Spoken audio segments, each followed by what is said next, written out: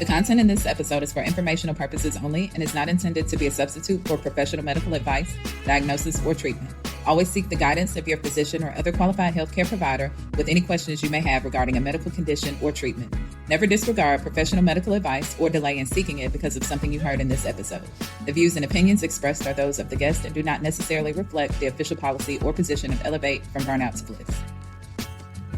Welcome back to Elevate from Burnout to Bliss, the podcast where we help driven professionals reclaim their energy, rediscover their purpose, and build a life of true fulfillment.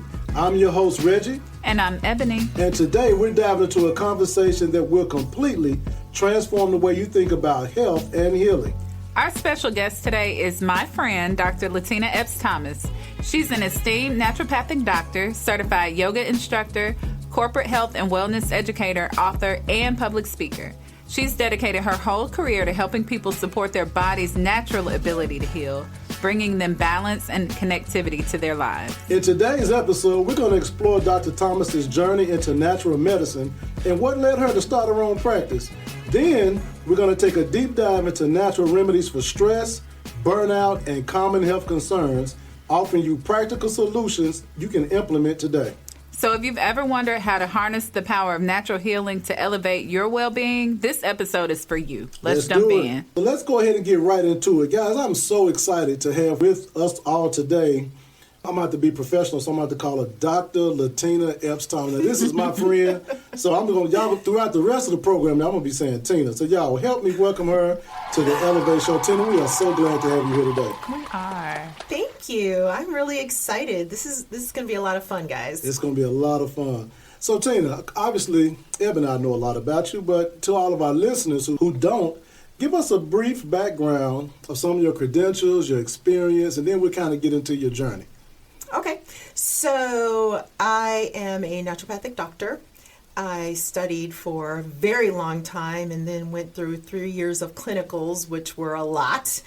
And basically I studied natural medicine, how nutrition, water, alternative methods to healing will help to support your body to heal. Because guess what? That's how our bodies were made. We're beautifully and wonderfully made. And if we just give our bodies the support that they need, they can absolutely heal. So I studied essential oils, things like essential oils, nutrition, herbs, tinctures, tonics. You know, sometimes I get in my kitchen and I'm making stuff up for people and teas and all that good stuff to help support the body to heal. So, that's that's kind of my credentials. I'm also a certified yoga instructor. I've been teaching for 19 years now. That's crazy.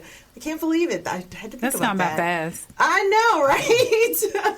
And now I've really transitioned. I still take a few corporate clients and their employees. I really like to do a lot of health and wellness education, corporate health education. Mm-hmm. So, and I figured that is a good way for me to be able to spread the health message to as many people as I possibly can, because one-on-one is great, and I love that investigative part of putting the puzzle together to figure out what is going on in somebody's body, looking at their mental, their sleep, their all the things.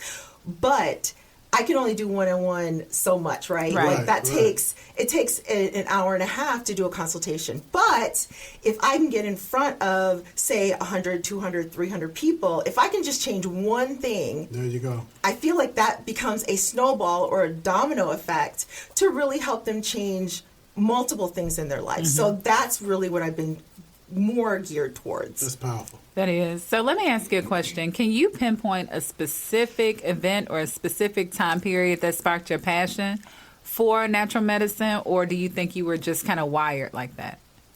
I think that's twofold, right? So I grew up with I call her my hippie mom. My mom always did natural medicine with us, whether it was a tea or using some essential oils or diffusing something or, using some incense for something, right? But one day, my mom and I, we do a mommy-daughter trip every year. And this year, a few years ago, my mom said, hey, we're going to do our mommy-daughter trip to Andrews University, and we're going to take a 30-hour seminar with labs on natural medicine and hydrotherapy therapy practices, alternative medicine. So we did. And when I left there, I looked at my mom and I said, now I know why I know so much about so many different random things. This is what I want to do. It just so happened that at the same time, my mom had already been studying Eastern medicine, and she'd already studied Western medicine. She went to China for a few weeks and studied there at a hospital. She wanted to become a naturopathic doctor, and she said, hey, let's do this together. So my mom and I actually went back to school together. Awesome. And it was great because, you know, being neurospicy in the brain, I needed someone to help keep me on track. Gotcha. That's really cool. LaTina, I have a question for you. When you look back, what are some of your, I guess, key turning points in your career? And then it's going to be a two-part question. So the second part is going to be, I know you're a yoga instructor, and you have been for years. I have heard down through the years people would mention that if you're into yoga, or they'll say it like this, Christians should not be involved in yoga. So it's kind of a two, and I want to get your take on that because I know you're a Christian and I know you're a yoga instructor.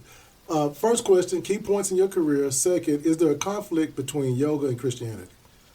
Okay, so with the first one, key turning points in my career, I was working for a naturopathic doctor in their clinic, and I eventually went out on my own, and that was challenging.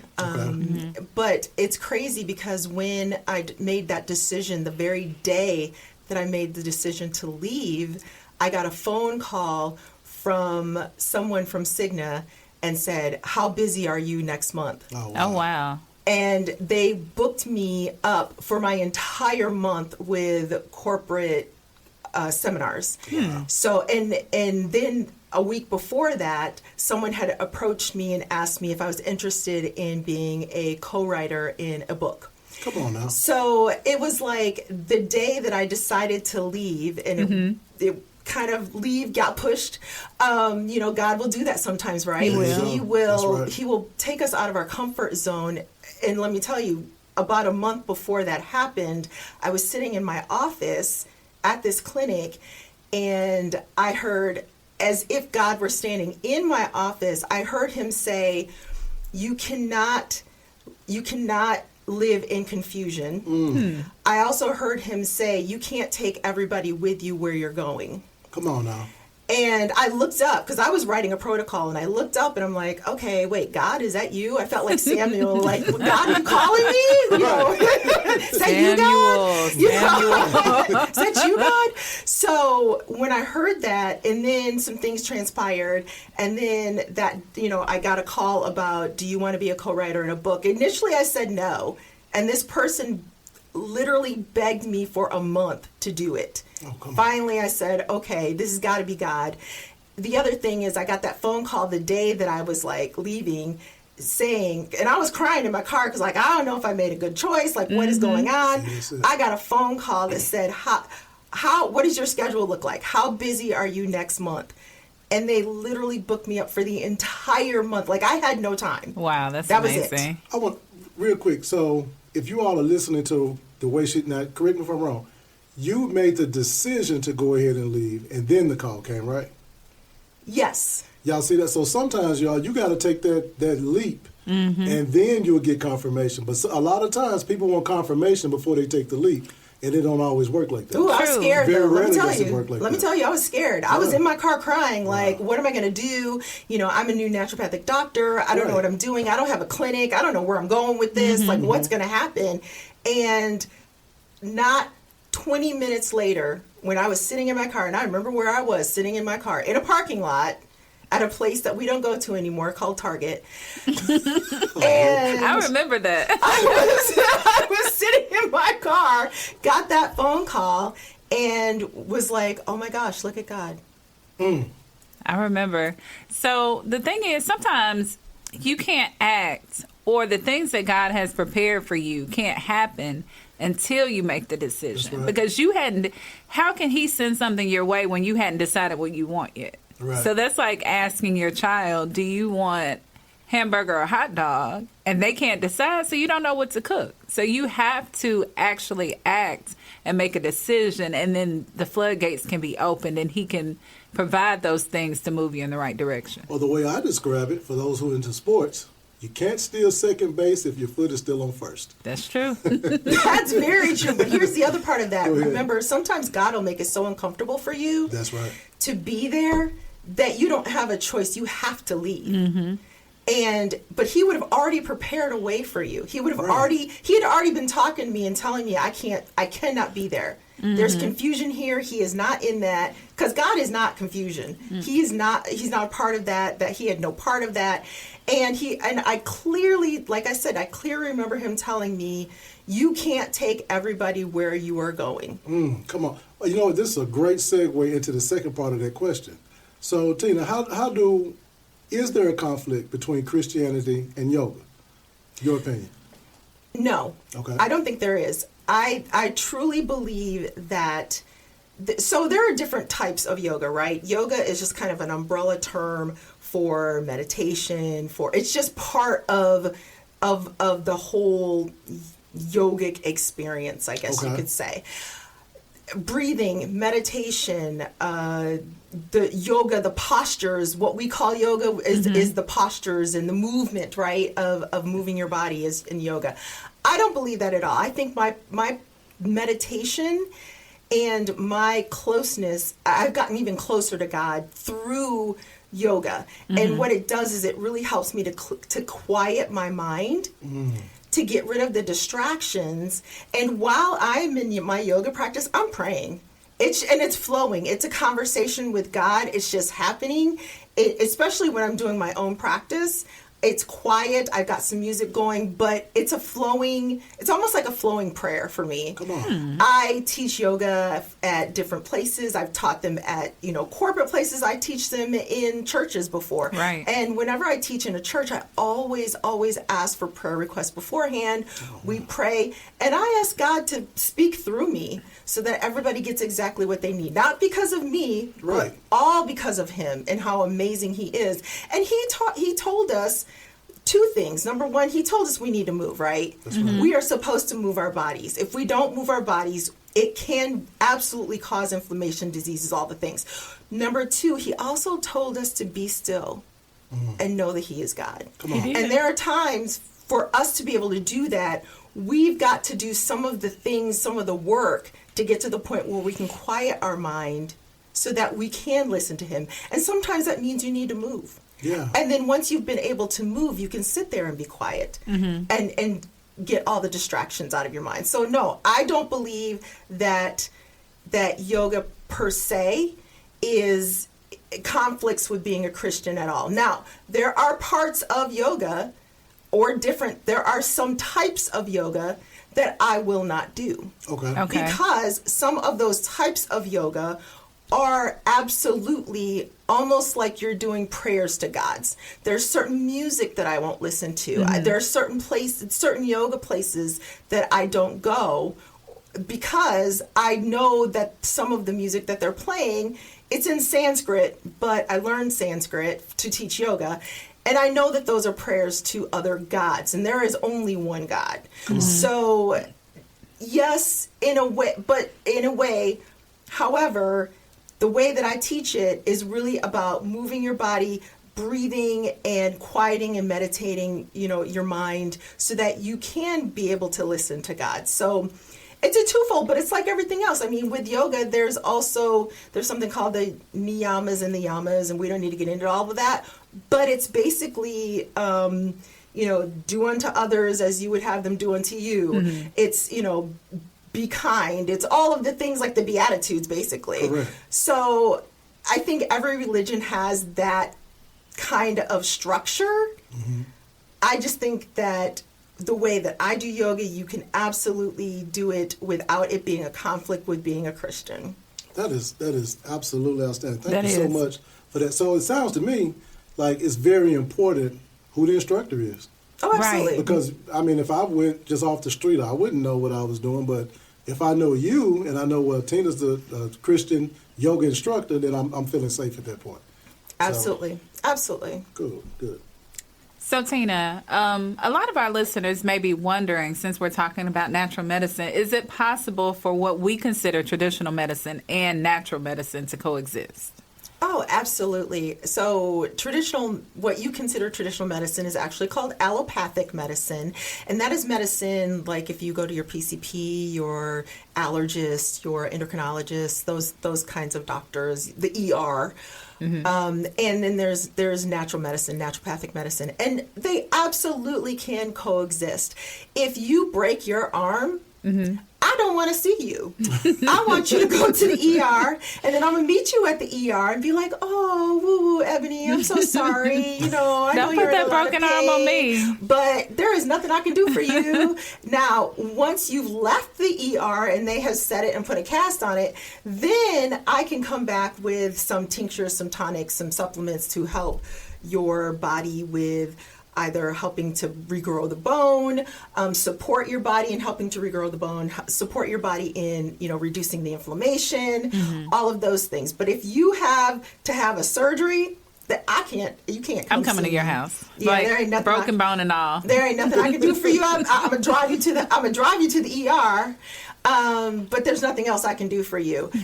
Once we've gotten through that, then we're going to work on nutrition. And if you have to have surgery and you've got the anesthesia, we're going to work on detoxing your body from getting that out of your body, those kinds of things. But they absolutely can coexist. And in fact, I believe that they should coexist. You should absolutely not only have a primary care doctor on your team, but you should also have a naturopathic doctor on your team, because the naturopathic doctor is going to help you with keeping you healthy. Right. That is our jobs. There are whole countries like China, Japan, all of those. They actually pay their doctors to keep them healthy, as opposed to going to the doctor just when they have an issue. That's a huge difference. A huge difference. It's a different way of looking at your health. We need to start looking at our health as our doctors or whoever's on our team needs to be looking at our, not only just what we're eating, they need to be looking at how much exercise we're getting. They need to be looking at what is our stress levels, what is our mental, right? Looking at the whole body, because our bodies are not just physical. That's right. They're also mental, they're also spiritual. So there's a lot of things that go on in your body when there's a disease process going on, or that can help keep you healthy. Wow. Good stuff. Great stuff. So guys, look, as we're coming up on this first break, we want to encourage you to stick with us, because in this next segment, we're going to ask Dr. Thomas to take us through some of the most common ailments that people face and ways that you can deal with it. Because if you're tuned in with us, you're trying to get to that next level, I think she'll agree, it's going to be impossible for you. Well, I'm not saying impossible. It's going to be much harder for you to get your life to that next level if you're chronically ill, if you're burnt out, if you're stressed. So she's going to give us tips, practical things you can do that can remove all of that clutter so that you can, in fact, take your life to the next level. Guys, it's time to elevate. Stay with us. We'll be right back.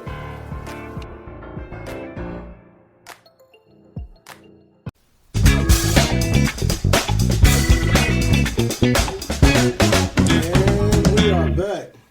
All right, so the first segment we talked about Dr. Thomas's journey and just some general things about natural medicine. So now I want to get a little deeper into some practical things that can help people. Our whole podcast is about from burnout to bliss. So let's talk about how we understand stress and burnout and how that affects our bodies. Okay. So I want to start with a little bit of statistics. I know that sometimes that makes people, but this is deep, y'all. 43% of adults experience adverse health effects from stress. That's huge, people. That's almost half. 75 to 90% of visits to a physician's office are for stress-related conditions and complaints. Wow. 75 to 90%. Stress has been linked to the 6 leading causes of death: heart disease, cancer, lung ailments, accidents, cirrhosis of the liver, and suicide. Gee whiz. That's all the big boys. Yeah, all of them. Right. All of them. OSHA has declared stress a hazard of the workplace.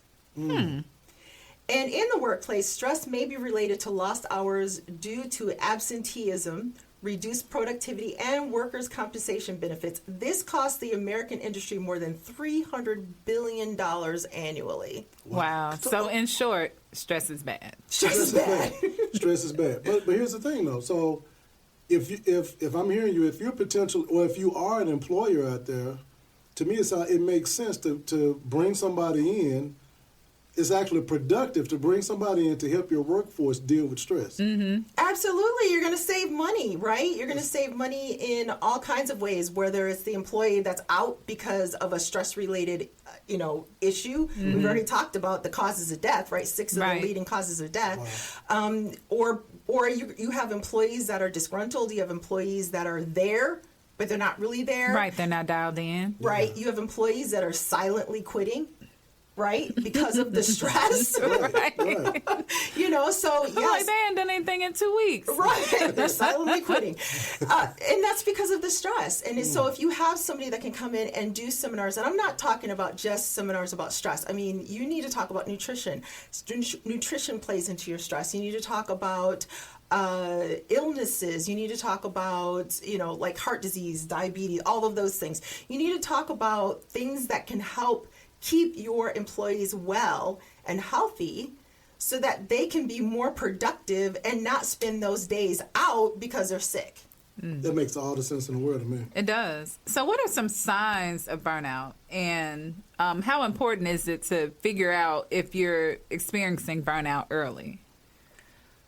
So some signs of burnout would be like chronic exhaustion, right? You're just always feeling drained. You're unable to cope. Even after you've rested, you wake up and you're still exhausted. You feel like you need a nap all the time, right? Mm-hmm. Emotionally detachment. You just don't feel anything. You feel numb. Mm-hmm. Yeah. You're cynical. You come into the office and you're always on 10. Mm-hmm. You're always thinking that somebody's out to get you, right? Mm-hmm. Stress. I laugh. Now, that's bad, but I laugh because you so put an image of somebody in my mind. And I hope this person's listening because you might be stressed. Might be a sign of stress if. Tell me you're stressed without telling me you're stressed. Right? You may have difficulty concentrating or making decisions or completing tasks. I mean, there are a lot of other things that can go along with this, like if you have a neurospicy brain, if you have a disease process going on. But truly, stress can contribute to this. Again, you might become negative or pessimist, become a pessimist. You may feel like you're not accomplishing anything. You may feel unmotivated. Mm-hmm. So those are just irritable, angry, anxiety, worry, hopeless, just, despair. Uh-huh. All of those things can be like the emotional, mental part of it, but then there's the physical signs, right? You could have frequent headaches. You could get sick a lot. You could have digestive issues like not, feeling nauseous all the time, or having stomach aches, or not hungry. And that can all be from. And you know what? Yes. Think about it is if you're experiencing that. First thing most people are going to think about what medicine I need to grab. Right. Oh, absolutely. To deal with the indigestion or all these different things you just named, when the underlying issue is stress, right? If you go to your doctor for some of these things, what are they going to do? They're going to prescribe something for you, but they're not maybe asking those next questions of how are you sleeping? Are you able to sleep? How, are you able to move? What has happened in the last few weeks or few months that has been a big change in your life? Maybe it's you've moved, or you've changed jobs, or you've had a kid that is now left for college, or you have a new baby, or there's things happening. I remember somebody coming into my office one time, and they came into the office because they couldn't sleep. I started asking questions. Well, it comes to find out, she was the primary caretaker for her husband. Her husband died like 3 weeks before. She hasn't been able to sleep in the bed, and she's been trying to sleep on the couch. Her problem wasn't that she couldn't sleep because of a hormonal issue or because of any of those things. Her problem was because her husband died, and we needed to address that. Got it. Yeah. So, yes, there's herbs that can help with that, but her biggest thing was she needed to go to join some type of a grief group, see somebody about that. And that's what I suggested to her. After tears and all the things, we were able to get down to it, that it wasn't really a physical thing. It was really more of an emotional, mental kind of a thing. But still, with physical signs, you could have, changes in appetite, muscle tension, pain, stiffness, heart palpitations, dizziness, fainting, all of those things.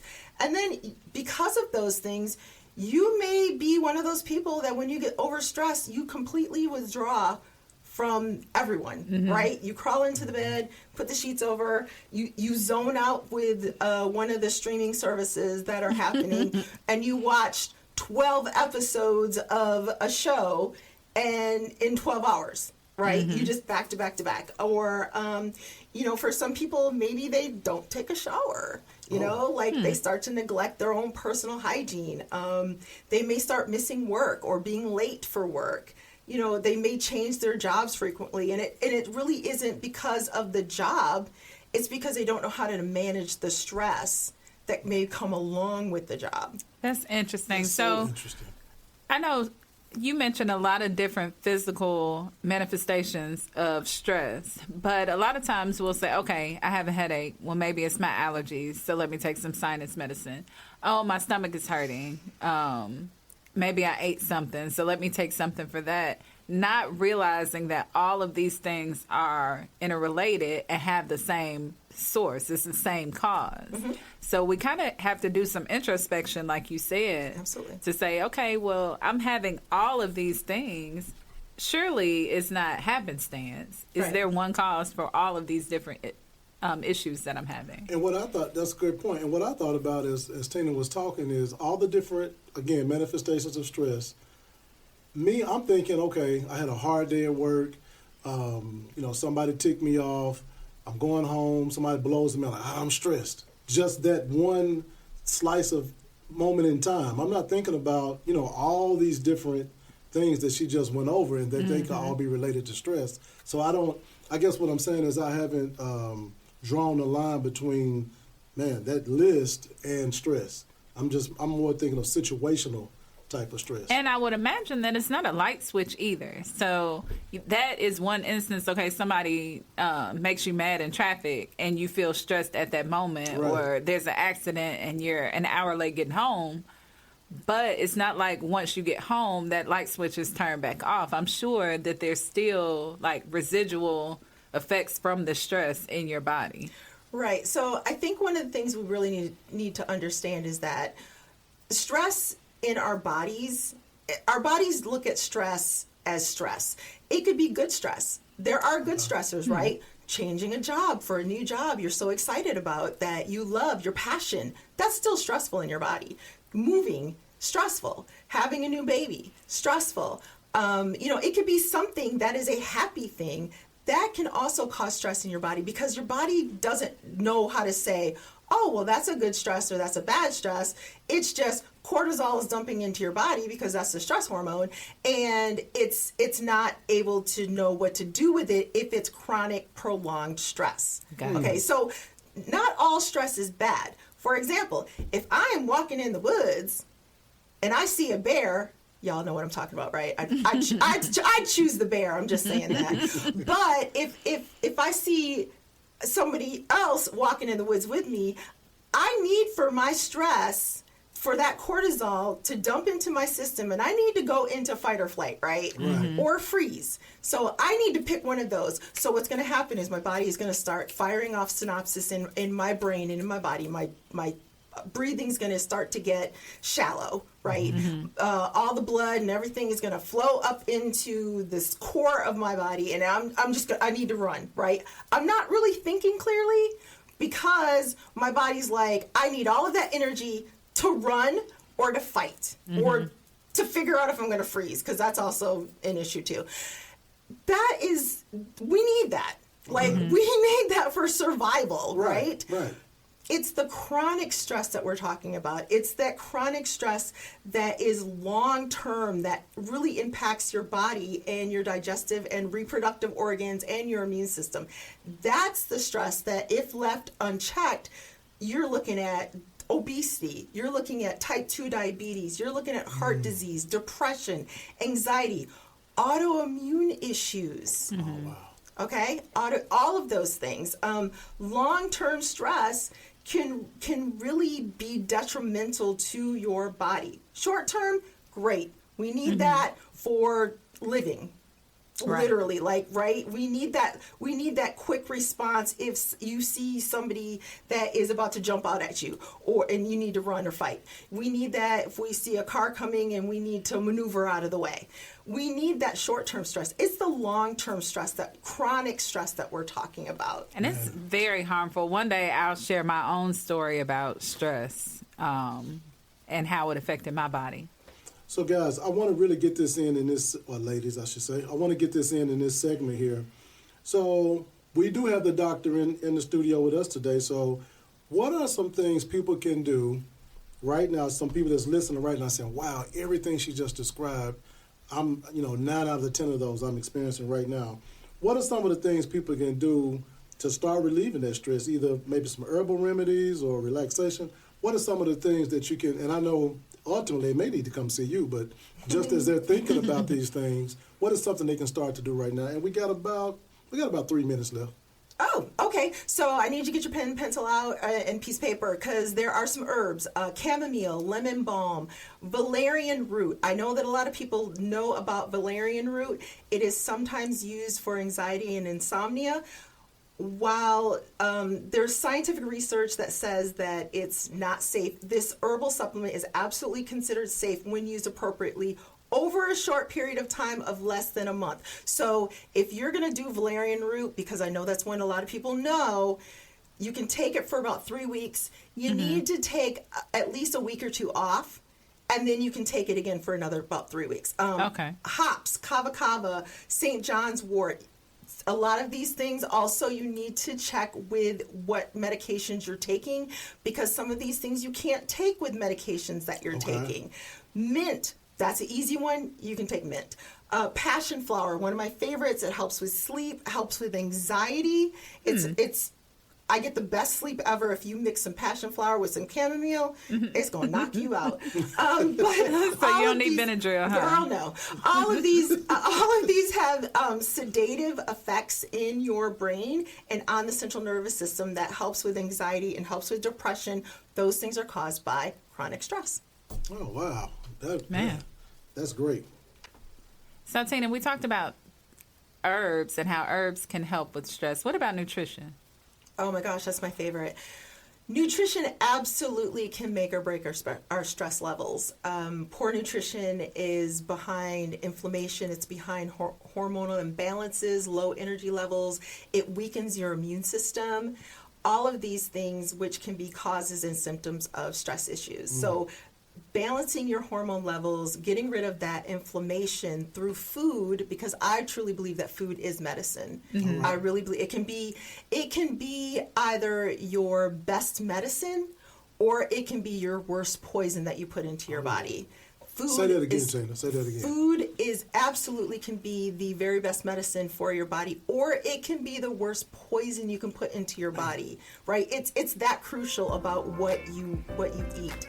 Refined sugars, refined simple carbohydrates like white sugar, pasteurized processed juices, all of those refined starchy carbs like chips, cookies, crackers. All of those are going to lead to mood swings, and they're absorbed quickly into your bloodstream, right? So this quick absorption gives you that high or that surge, right? When you grab that candy bar, you get that high, and you're like, oh, okay, I can do some more things. But guess what also happens? It increases your insulin production, and then when that wears off, it leaves you feeling really tired and you get that sugar crash, right? Okay, so refined sugars are really tied to inflammation, depression, and stress. Wow. Man. Say ouch if you can't say amen. So, y'all, we got to take a break. There'll be more in just a minute. Stay with us.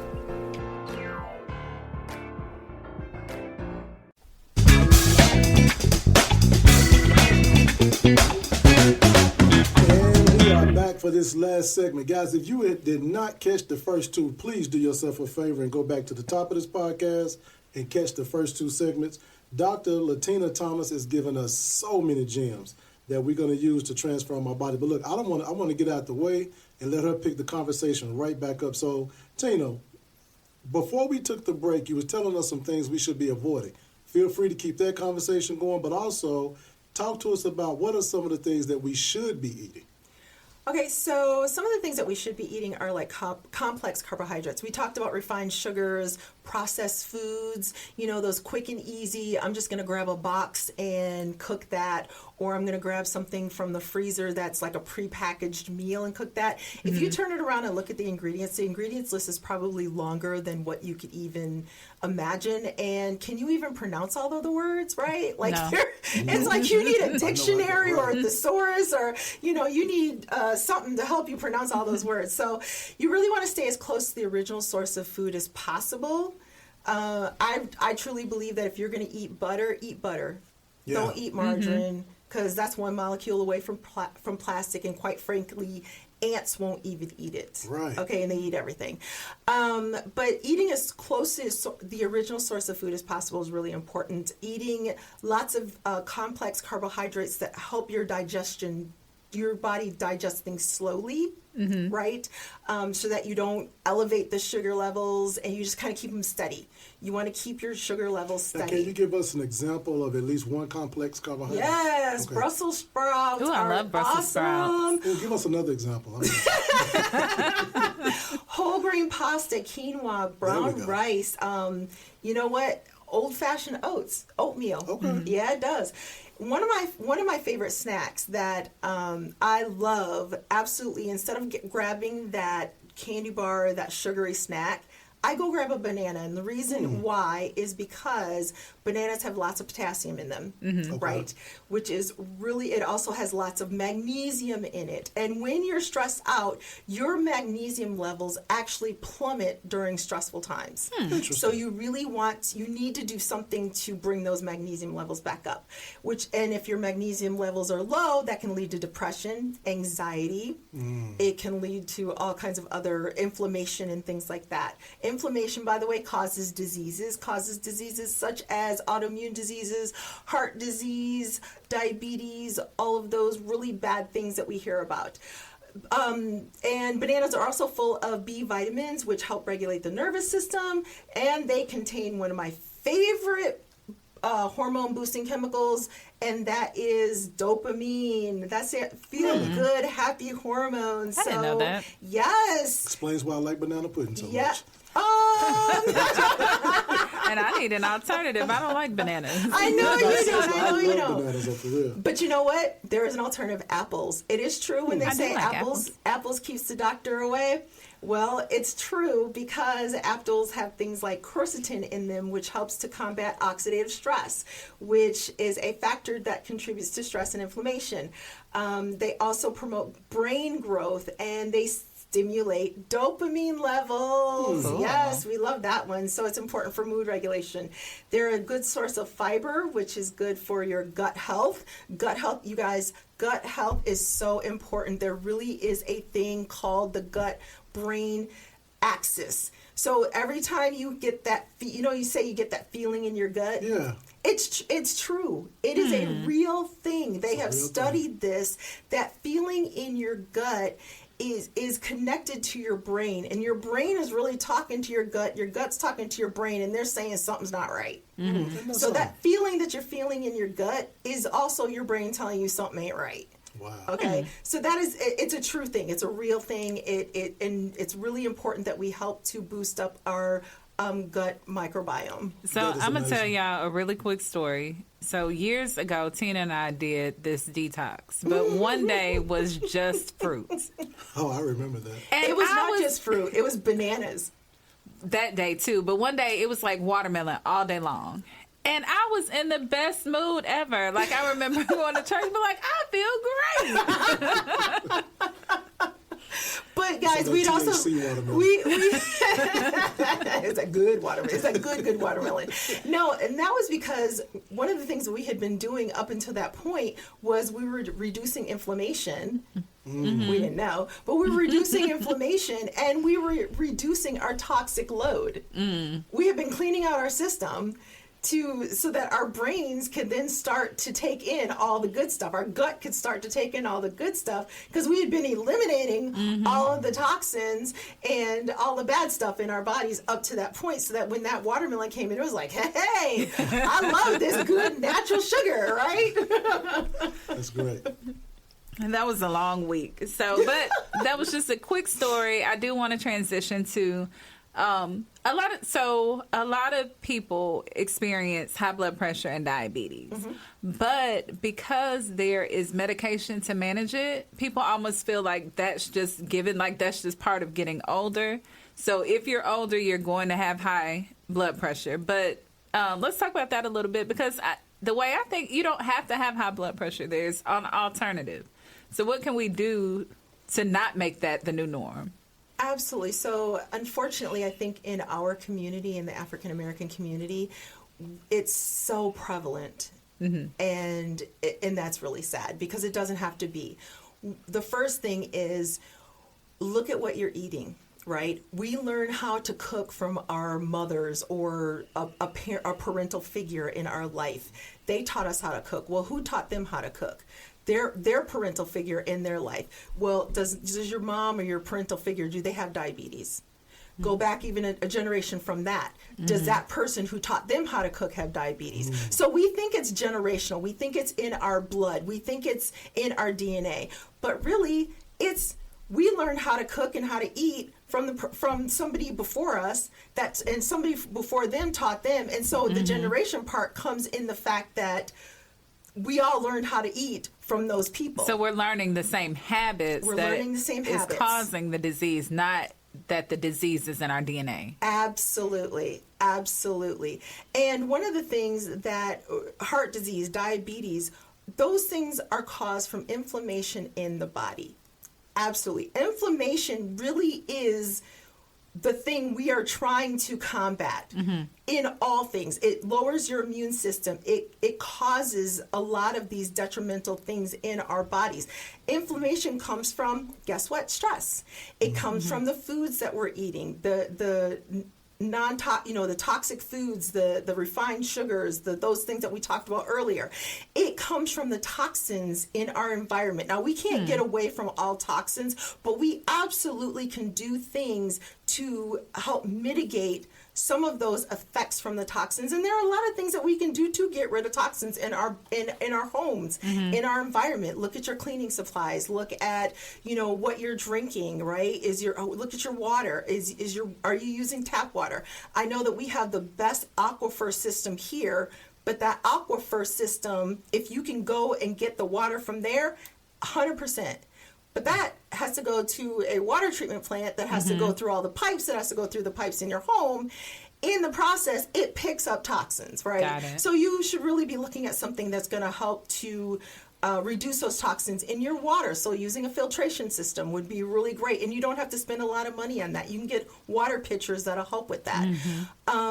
Doing things that are going to detox your body. I truly believe that we need to do a detox, at least a colon detox, every quarter. Every quarter. Every quarter. And the reason is because of all the crap that we eat, right? Like, I believe that cheese is a food group.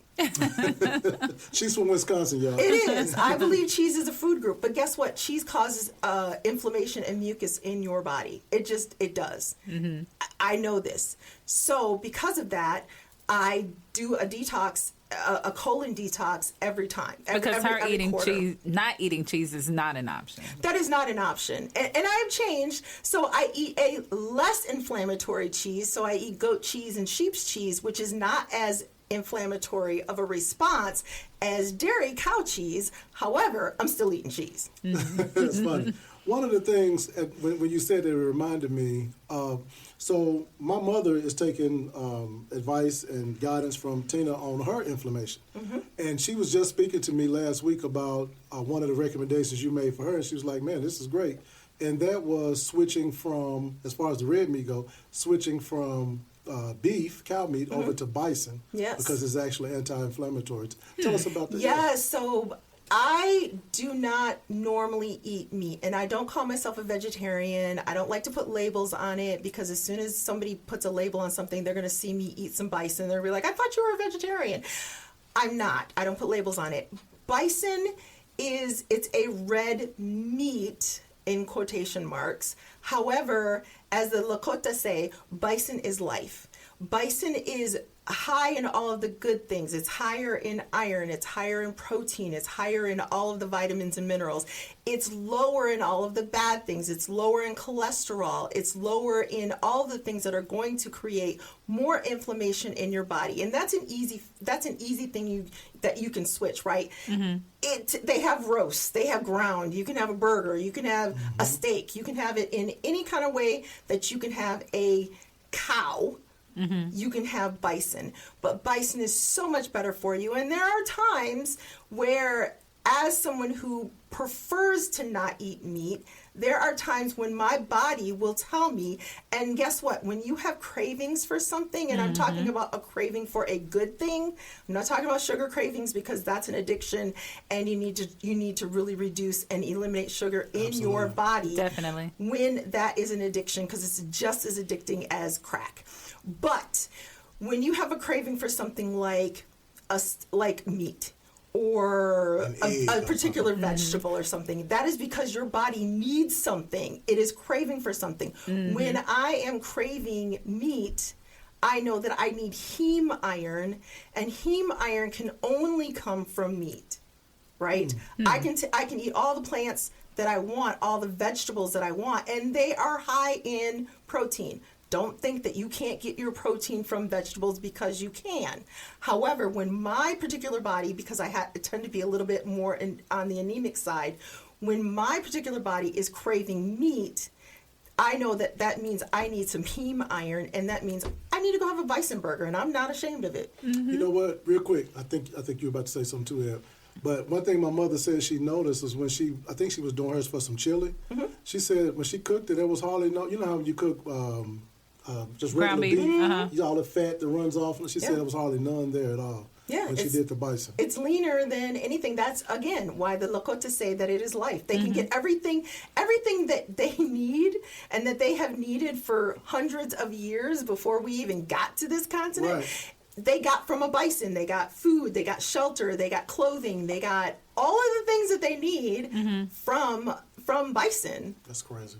I was just going to say, I don't particularly care for orange juice, but occasionally I'll crave orange juice, and I know I need the vitamin C, because on a regular basis I don't ever have to have an orange juice. And we literally don't want you to get scurvy like a pirate. No, I don't want scurvy. I'm talking about